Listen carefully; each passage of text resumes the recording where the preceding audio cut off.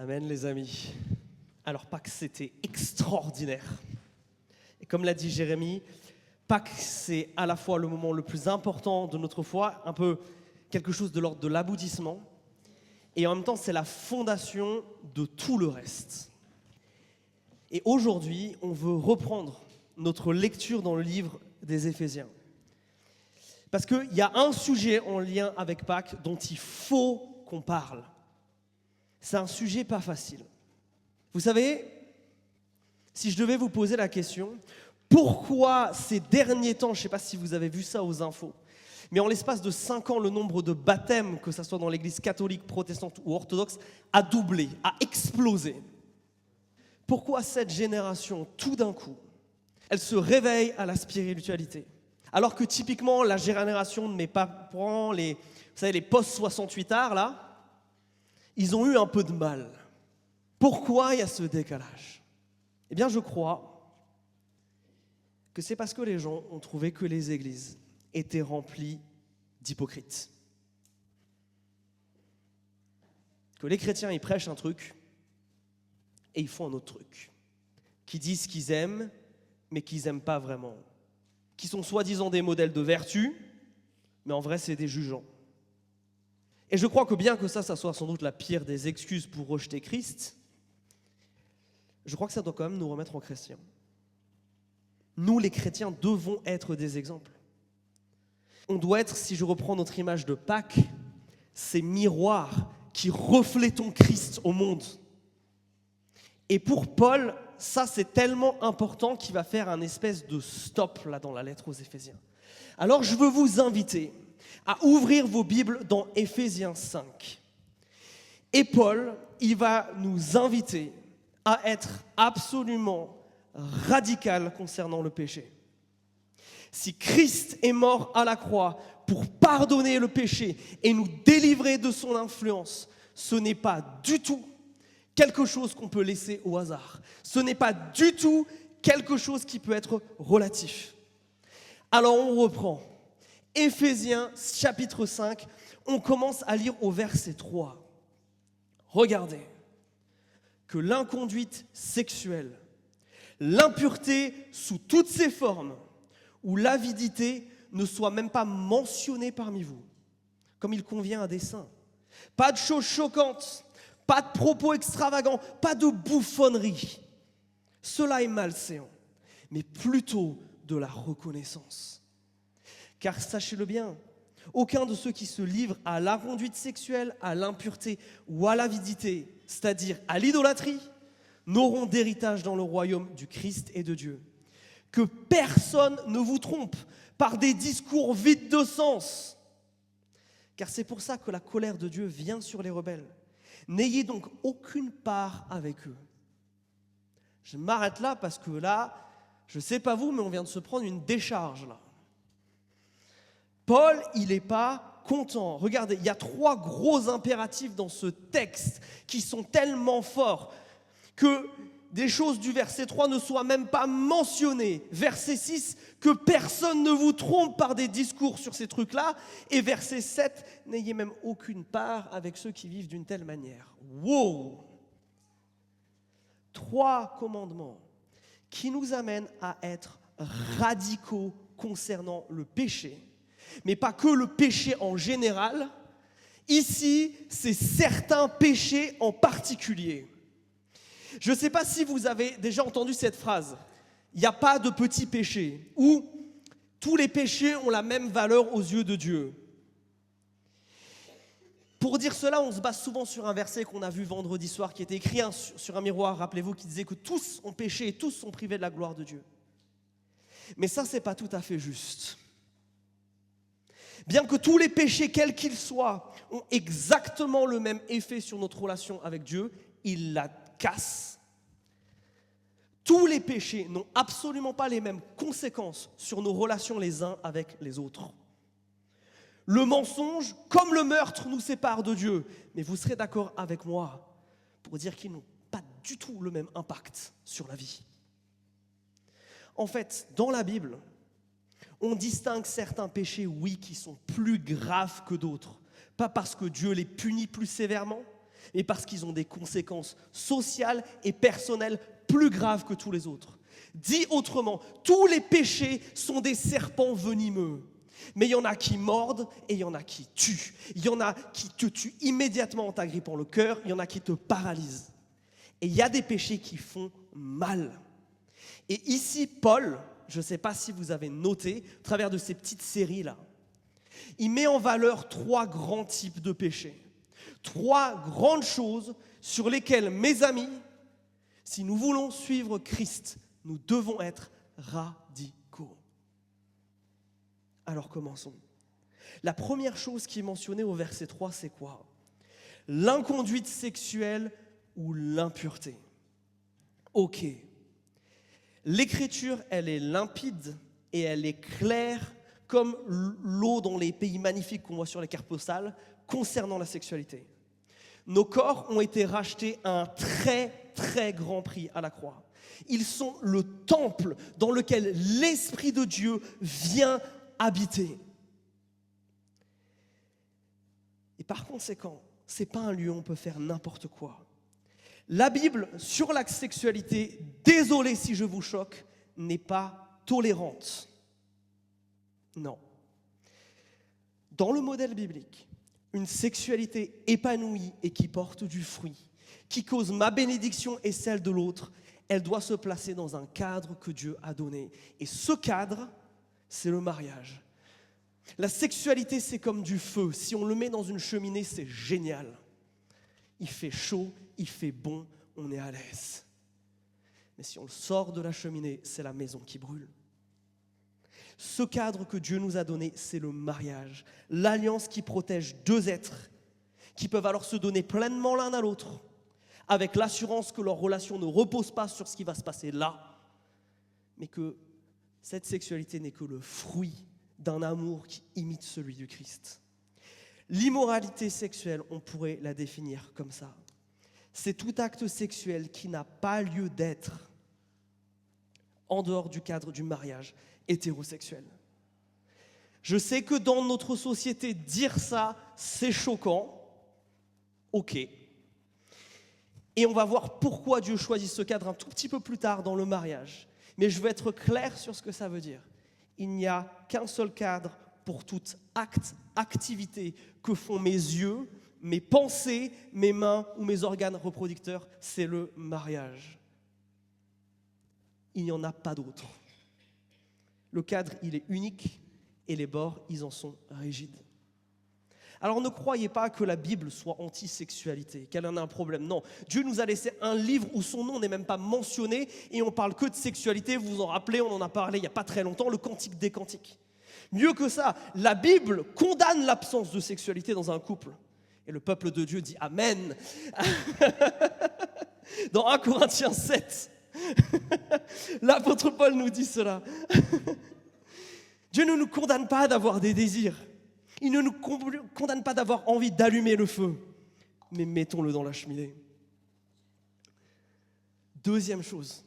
Peut-être ça vous a étonné dans la liste des péchés entre guillemets graves. Regardez, il y a d'abord l'immoralité sexuelle et l'impureté. C'est globalement les 2 termes pour parler de sexualité. Et ensuite, il y a l'avidité. L'avidité. Peut-être pas celui qu'on aurait mis en premier, non? L'avidité, c'est quoi? L'avidité, c'est donner la priorité, finalement, à vouloir amasser des biens, de l'argent, pour un but. Le confort, la sécurité, le bonheur. Ça, c'est l'avidité. C'est un mode de vie où ce n'est pas Dieu qui comble mes besoins, c'est moi qui les comble. Ce n'est pas Dieu qui me rassure, c'est moi. Et c'est en possédant.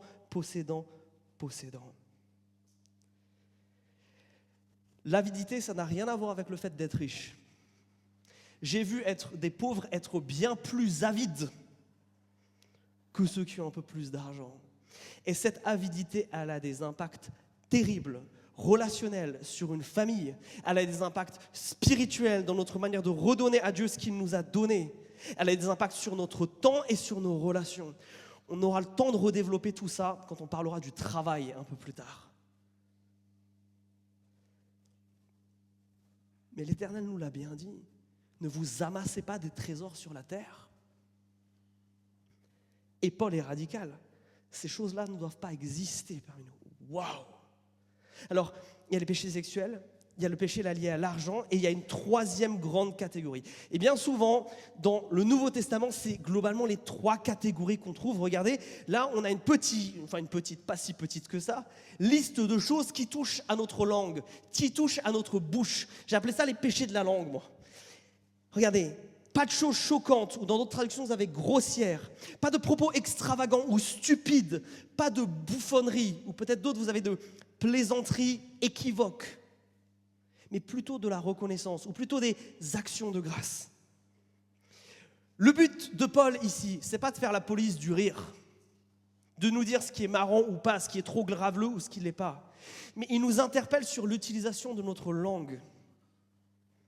Notre priorité quand nous l'utilisons ne devrait pas être l'expression orale de nos sentiments, de nos envies et de ce qu'on a envie de dire. Mais Paul nous l'avait dit, le but de notre langue, c'est d'être reconnaissant envers Dieu. Rappelez-vous le tout début d'Éphésiens. Comment Paul commence sa lettre? Vous vous rappelez ce long temps qu'on a passé à décrire toutes les bénédictions qui sont en Christ. Et Paul qui dit, je cesse de faire ça, je n'arrête pas de le dire à Dieu. Merci pour tout cela. Le problème, c'est que bien souvent, nos lèvres sont utilisées pour dire des propos qui ne sont pas à propos. Pas des choses qui édifient. Et je dois vous le dire parce que l'Esprit m'en a convaincu. Le Saint-Esprit m'a repris personnellement sur ce sujet. Il y a quelqu'un qui est venu me confronter et je remercie cette personne. Parce que, je ne sais pas vous, mais moi, ma langue, elle ne dit pas toujours des choses belles. Et je me rends compte que sur les trois, moi, j'ai peut-être un problème avec ça. Et vous?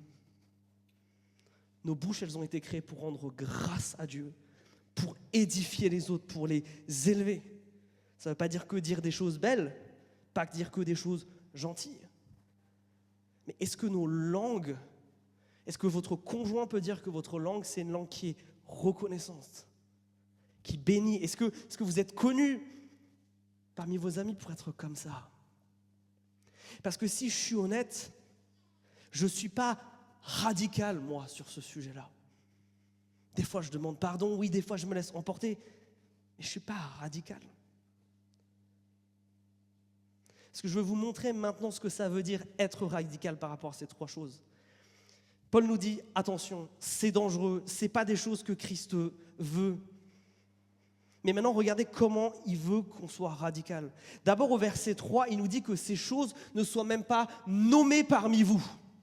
Alors, Paul, il n'est pas en train de dire, ces sujets-là, c'est des tabous et il ne faut surtout pas en parler. Sinon, il est en train de rompre son propre principe en écrivant ces mots. Non, il est en train de dire, quand on regarde ta vie et quand on regarde notre communauté, ce n'est pas les mots qui devraient être associés à nous. Quand on parle de verticale lente, les mots impureté, immoralité, bouffonnerie, avidité, c'est des mots qui devraient être loin de nous. Si c'est des choses dont on ne pourrait même pas devoir parler parmi nous, ce que Paul est en train de dire, c'est déclarer la guerre à ses péchés. Amenez-les comme un très méchant chasseur jusqu'à l'extinction.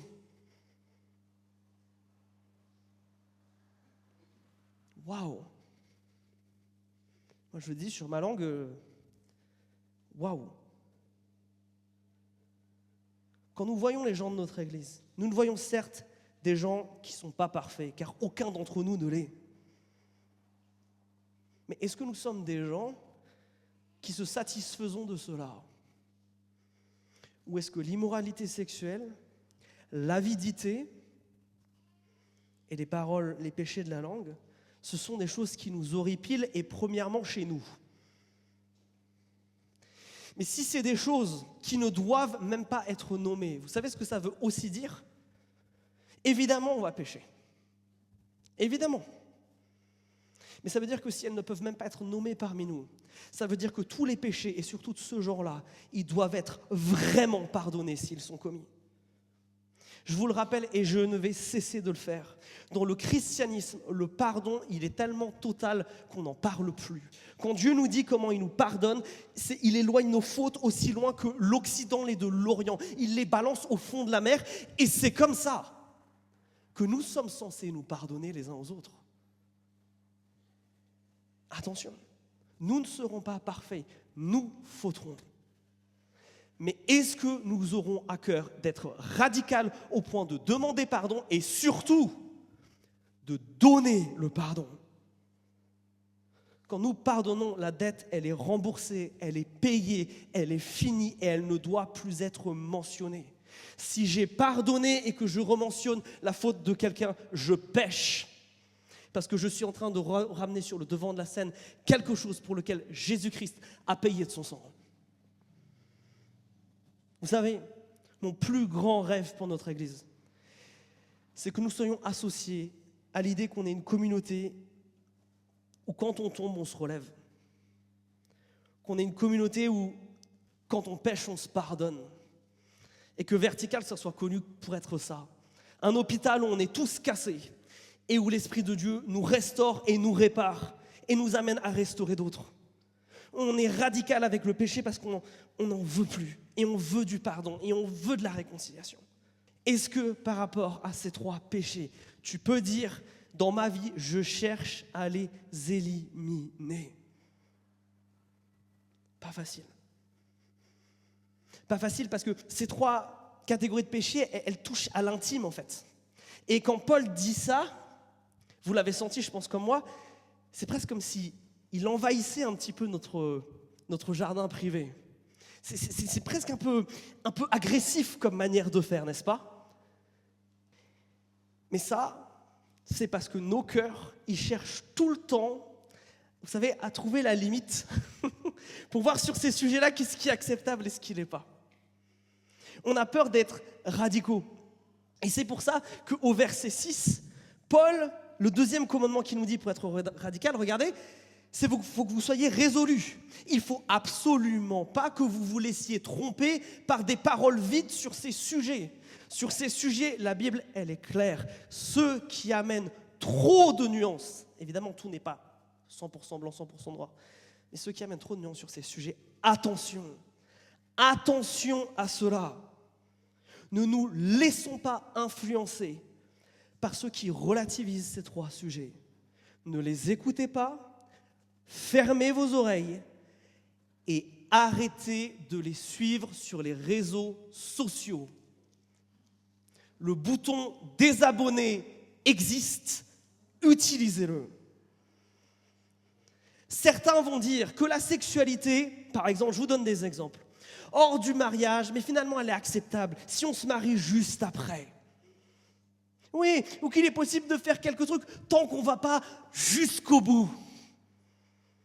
Mais tout ça, c'est inacceptable. La sexualité, ce n'est pas un jeu. Ce n'est pas une question d'envie et de qui tu aimes, ni quand tu l'aimes. Jésus lui-même répond à cette fausse conception. Vous avez entendu qu'il a été dit, tu ne commettras pas l'adultère. Mais moi, je vous dis, quiconque regarde une femme, ça marche aussi avec un homme, de façon à la désirer, il a déjà commis l'adultère dans son cœur. Le standard de Dieu, ce n'est pas la virginité, c'est la pureté. Très différent. Autre chose, certains vont prétendre que la bénédiction et la prospérité viendront si vous semez des graines en donnant. Certains vont vous dire que c'est comme ça que Dieu bénit.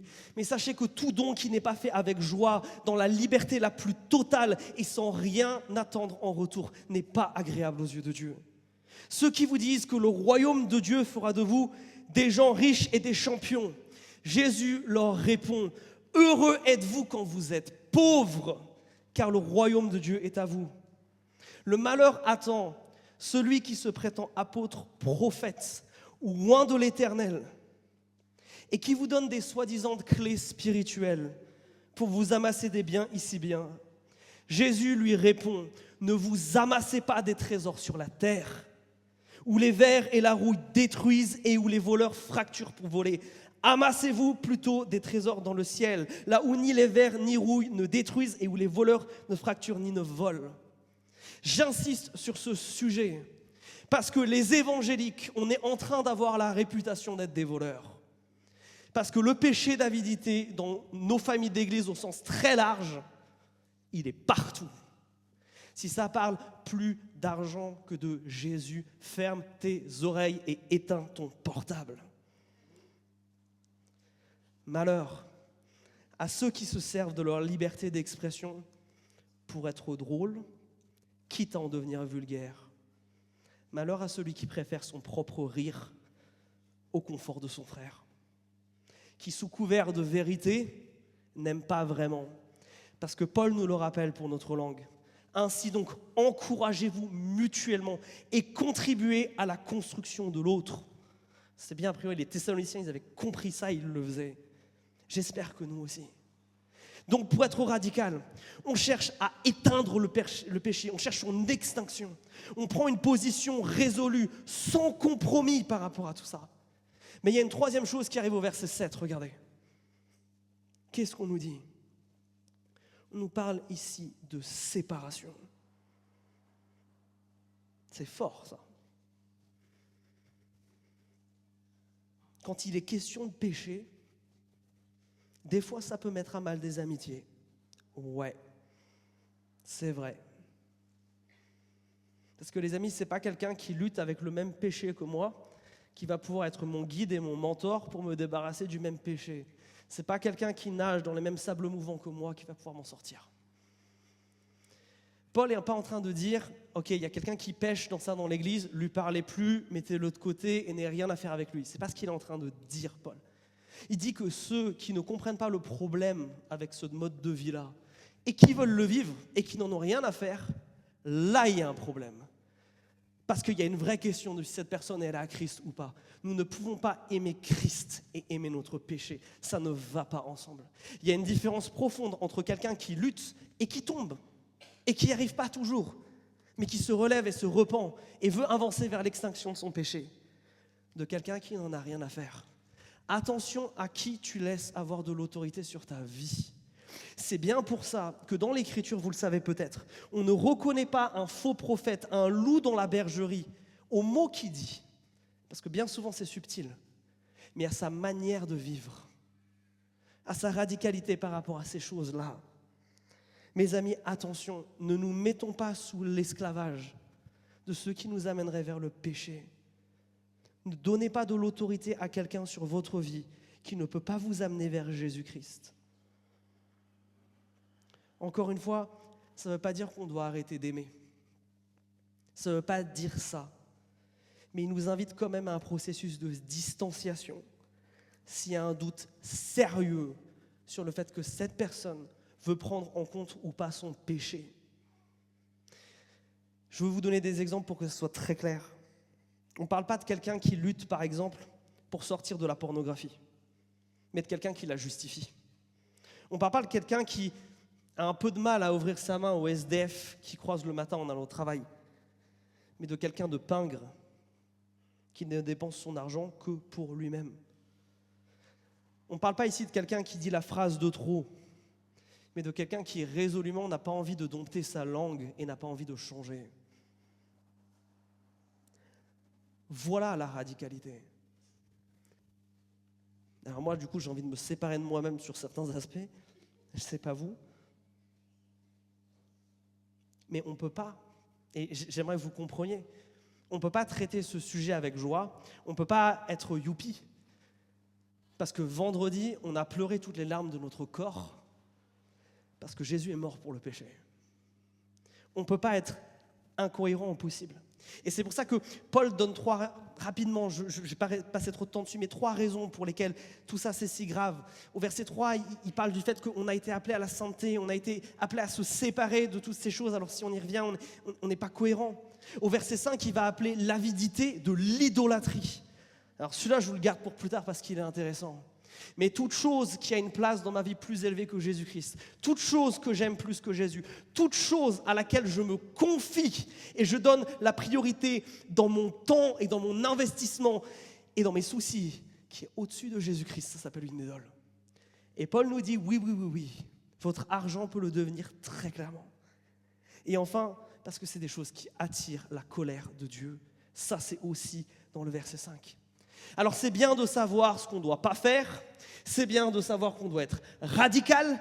Maintenant, la question, c'est qu'est-ce qu'on fait? Comment on vit? Et c'est pour ça qu'il y a la suite du texte. Et je vais vous ramener dans le texte. Regardez verset 8. C'est un petit peu le cœur de ce que Paul veut nous dire ici. Autrefois, en effet, vous étiez ténèbres. Mais maintenant, vous êtes lumière dans le Seigneur. Vivez donc comme des enfants de lumière, car le fruit de la lumière consiste en toutes sortes de bonté, de justice et de vérité. Sachez discernez ce qui est agréé du Seigneur et ne vous associez pas aux œuvres stériles des ténèbres, mais plutôt dévoilez-les. Il y a une expression bizarre dans le début de ce texte. Je ne sais pas si vous avez noté. Il ne dit pas « autrefois vous viviez dans les ténèbres », il dit « autrefois vous étiez ténèbres et maintenant vous êtes lumière ». Quand on vient à Christ, on change radicalement d'identité. Et ce n'est même pas nous qui le choisissons, c'est Dieu qui l'a fait. Et à partir de là, il y a un besoin de cohérence entre mon identité et mes actes. Le chrétien, il ne peut pas vivre dans une forme de dissonance cognitive en fait. Il doit vivre dans la lumière. Et vivre dans la lumière, selon Paul, c'est, regardez, vivre en fonction de ce qu'on est. On est lumière, on vit lumière. Et cette image, elle est tellement à propos.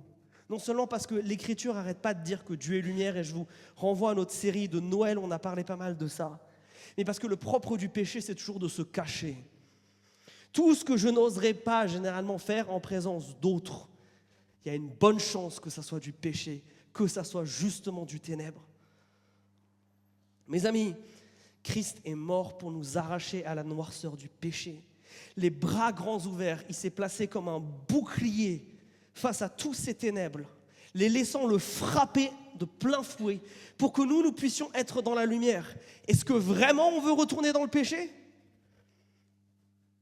Quelle incohérence!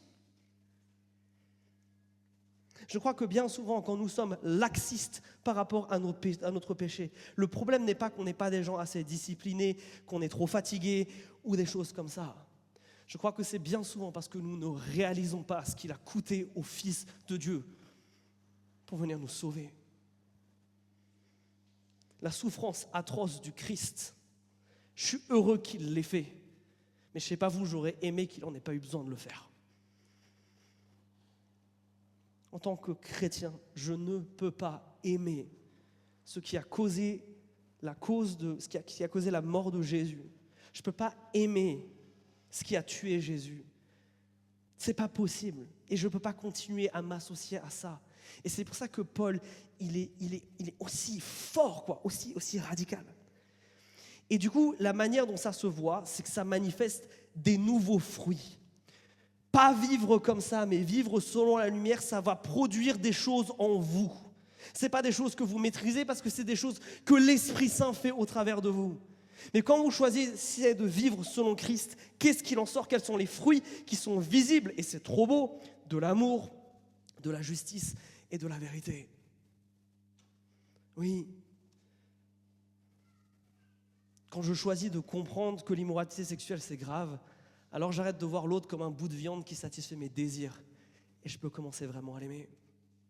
Quand j'arrête de considérer que ma vie est une grande grange dans laquelle je vais amasser bien et d'autres biens, alors je vais pouvoir commencer à donner et réparer les injustices de ce monde et aider ceux qui souffrent au-delà de moi. Ouais. Quand je vais commencer à utiliser ma langue pour bénir et pour édifier, alors la vérité qui rend libre va sortir de ma bouche et Jésus va s'en servir pour faire tellement de bien aux autres. Voilà ce que Dieu nous promet. Et je ne sais pas vous, mais moi je trouve ça super excitant de dire ça, c'est à quoi Dieu m'appelle. Ouais, d'allumer l'interrupteur, d'être enfin dans la lumière, de voir ces beaux fruits en moi. Maintenant, la question, c'est finalement comment on maintient ça, comment on reste dans la lumière, comment on continue à vivre ça. Et c'est un peu ce que Paul continue d'adresser dans la suite de ce texte. Regardez, il nous donne un petit peu une méthodologie. Il nous dit d'abord de faire quoi? De discerner ce qui plaît à Dieu. Ça, c'est tellement important. Vous savez, on n'arrive pas à choper des faux billets en connaissant toutes les choses possiblement fausses qu'il puisse y avoir à propos d'un faux billet. Non, on étudie le vrai billet et par comparaison, on voit la différence. La manière de discerner ce qui est beau, ce qui est bon et ce qui ne l'est pas, c'est en fait de connaître Christ et ce qu'il dit. Et ça, c'est tellement important. Parce que sur ces 3 sujets, bien souvent, nous, on a le concept plutôt de la limite. On cherche la limite. On essaye de se rapprocher le plus possible du bord, mais sans franchir la ligne. Et ça, mes amis, ça s'appelle du légalisme. Vous savez, ces gens avec qui Jésus a un tel problème, qui s'appellent des pharisiens, c'est un comportement au final d'enfant. Je vais jusqu'à la limite que papa et maman ils ont dit, et je me mets juste à côté et je les provoque. Mais des fois, c'est ça qu'on fait avec Dieu par rapport à ces péchés-là. On approche la main la plus possible du péché qui est comme un lion dans une cage, et on croit qu'à un moment, on n'arrivera pas à se faire bouffer. Non, notre rôle dans le discernement, c'est pas de chercher la limite, mais c'est de nous tourner vers notre Père, en nous appuyant sur les valeurs de l'Évangile. Les désirs de la chair, nous dit Paul dans l'Épître aux Galates, ils sont contraires aux désirs de l'esprit. Par conséquent, si je cherche Dieu, si je me focalise sur Dieu, si je cherche à vivre ces fruits de la lumière, alors je vais par conséquent m'éloigner de tout le reste. Et ça, c'est tellement bon, les amis. Nous n'avons pas à chercher les limites, nous avons à chercher Christ. C'est ça le discernement. Donc, ma recherche n'est plus de savoir à quel moment mes yeux ou mes mains baladeuses tomberont dans l'immoralité, mais plutôt de centrer mes pensées sur la pureté. Et là, j'attaque la racine du problème. Ce n'est pas en faisant des calculs et des équations dans ma tête pour savoir quoi donner, combien donner et quand donner, mais en priant, Seigneur, apprends-moi à être généreux. Ce n'est pas en me disputant et en discutant et en me battant pour savoir si tel mot ou tel autre est choquant à utiliser, en défendant ma liberté d'expression, mais en demandant, Seigneur, utilise ma bouche comme un instrument qui bénit. Globalement, la règle du discernement, c'est la suivante. Si ça t'amène à pécher, tu dois t'en éloigner. Si ce n'est pas du ministère, ça t'amène vers la colère du Père. Et ce n'est pas de l'évangélisation si ça te ramène dans les ténèbres. Éloigne-toi de ce qui n'est pas de Dieu. Mais là, on arrive dans la partie du texte la plus dure. Parce que la fin du verset 11, elle nous dit qu'on doit faire autre chose. Et ça nous concerne tous. Et vous allez voir, on ne va pas tout à fait être à l'aise. Dieu, il nous dit de ne pas nous associer à ces œuvres-là, mais ça, il l'avait déjà dit au verset 7. Mais c'est après. Il nous dit, mais faites autre chose, regardez. Mais dévoilez-les. Dieu nous appelle pas seulement à nous éloigner de ce qui est mal, mais à dénoncer, à montrer, à dévoiler. Alors attention, cette semaine en GDM, on va voir comment on fait ça avec tact, avec amour et avec douceur. Mais nous devons, selon Paul, dire à notre frère ou à notre sœur qui pêche qu'il est en train de le faire. Pas pour le condamner, pas pour le détruire, pas pour lui dire tu es un mauvais chrétien, mais pour l'arracher au péché qui veut le détruire. Et Paul justifie ça, regardez au verset 12, on va reprendre la lecture. Il fait un focus maintenant sur cette idée de dévoiler le péché.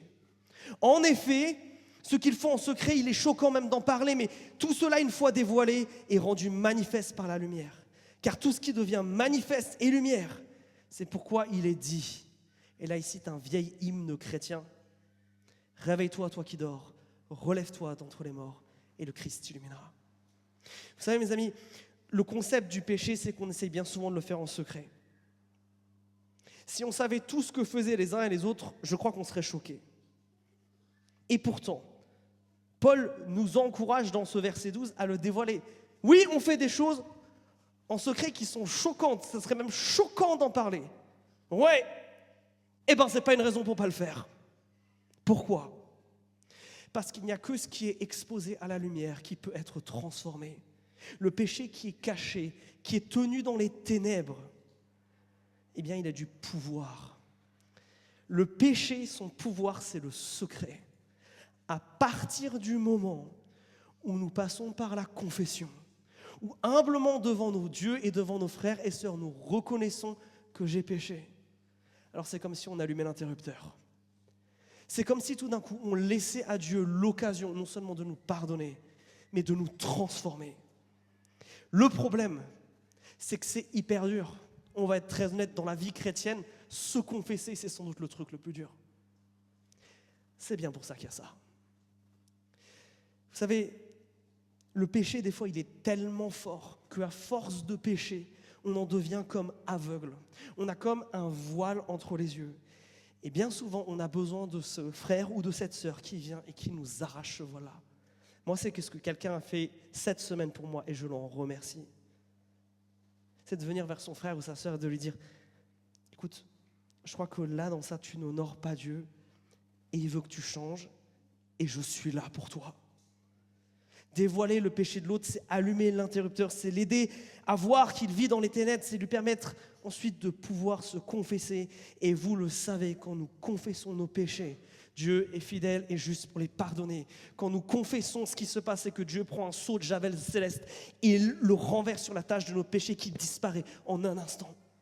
Voilà pourquoi le péché doit être dévoilé. Pas pour accuser l'autre, pas pour accabler l'autre, mais pour qu'il en soit délivré. C'est bien pour ça que ce vieil hymne commence comme ça. Regardez la fin du verset 14. Réveille-toi. Réveille-toi, toi qui dors. Ouais. C'est plus facile de se réveiller s'il y a quelqu'un qui me secoue la tête, qui me touche là comme ça, qui fait aller debout. Voilà pourquoi on a besoin des uns des autres. Dieu nous appelle à nous réveiller. Et bien souvent, on a besoin que quelqu'un le fasse avec douceur et tendresse, et j'insiste sur ce point, pour qu'ensuite nous puissions nous relever d'entre les morts et voir Christ qui veut nous donner sa grâce et son pardon. C'est pas pour rien que Paul termine sur ça. Il veut pas nous dire juste faites pas des trucs bien, mais Jésus-Christ veut vous transformer, Jésus-Christ veut vous aimer. Et c'est pour cela que en GDM, cette semaine, on va parler de ce processus et de comment on fait. Mais bien souvent, et c'est la dernière chose dont je vais vous parler aujourd'hui, on se trouve des excuses. Il y a deux excuses qu'on se trouve souvent. L'autre, il sait qu'il pêche. J'ai pas besoin d'aller lui dire. J'ai pas besoin de prendre part au processus. Et le Saint-Esprit, il est dans son cœur. Il peut le faire tout seul. Mes amis, le Saint-Esprit aime travailler avec son Église. Bien souvent, l'autre a besoin d'entendre qu'il pêche, pas parce qu'il ne le sait pas, mais parce qu'il est dans un état d'aveuglement, de désespoir, et qu'il a besoin que quelqu'un vienne dans ces ténèbres le chercher. L'autre chose qu'on entend souvent, c'est de dire « Oui, mais si quand je commence à poser des questions, je vais mettre le bazar. Je vais ajouter du bazar. » Ça, c'est un mensonge de l'ennemi. Ne pas agir, ce n'est pas éviter des problèmes. Et c'est certainement pas un acte d'amour, c'est un acte de lâcheté. Mes amis, le silence ne protège personne. Il n'ajoute que de la souffrance. Si tu ignores un fruit pourri, il va se mettre à puer de plus en plus et ça va être de plus en plus compliqué. En ne dévoilant pas le péché, tu empêches à la fois celui qui est coupable de se repentir et de changer. Mais tu empêches aussi celui qui en a été victime d'être guéri, mes amis. Et ça, c'est très important. Si nous minimisons le péché et si nous n'aidons pas notre frère ou notre sœur, on l'enferme dans la culpabilité. On donne toutes les clés à l'ennemi pour dire « Vas-y, accuse-le, fais-lui du mal, détruis-le de l'intérieur et moi je sais ce qui se passe et je ne fais rien. » Ça s'appelle de la non-assistance à personne en danger. Ouais. Waouh. Deuxième chose, celui qui a eu mal, si nous ne confrontons pas le péché, C'est pas possible de pardonner. Le concept du pardon, c'est de rembourser une dette. Si je ne reconnais pas qu'il y a une dette, comment voulez-vous la rembourser? Comment voulez-vous que quelqu'un qui n'est pas reconnu victime de quelque chose d'autre puisse pardonner et puisse avancer dans la vie? Bien souvent, le fait de ne pas dévoiler le péché, c'est en fait garder deux captifs. Vous vous rendez compte? C'est terrible ça. Alors mes amis, si vous êtes convaincu qu'il y a quelque chose que vous avez besoin de dire à quelqu'un, attendez les GDM pour savoir comment bien le faire, avec douceur et avec amour, parce que c'est ça qu'on veut faire. Mais on ne peut pas être relativiste par rapport à notre péché. On ne peut pas faire semblant que ces choses ne sont pas graves. Et je ne sais pas vous, mais moi j'attends cette sainte scène depuis quelques jours. Parce que j'ai besoin de demander pardon à Jésus. Parce que je n'ai pas été assez radical. Parce que je n'ai pas cherché l'extinction de mon péché. Et je ne sais pas vous, peut-être vous avez comme moi envie de répondre à ce que le Saint-Esprit en fait il nous dit dans ce texte-là. Et c'est pour ça qu'on veut vous donner l'opportunité de le faire maintenant avec la Sainte Seine. On va se rappeler avec un chant qu'on a un Dieu qui nous aime malgré tout ça. Et ça, c'est la motivation pour aller prendre la Sainte Seine. Ça, c'est la motivation pour aller vers Jésus. Parce que rappelez-vous la promesse de ce tout dernier verset.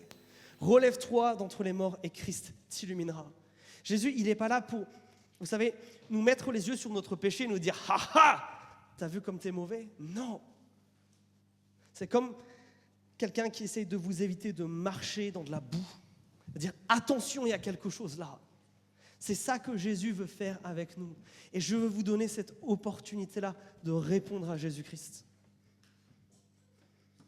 Si vous vous reconnaissez pécheur et vous avez besoin de grâce, alors pendant ce chant, et comme à notre habitude, je vous inviterai à, dès que vous le souhaitez, vous lever, aller chercher les éléments et revenir à votre place, parce qu'après on les prendra ensemble. Mais chacun a une décision à faire.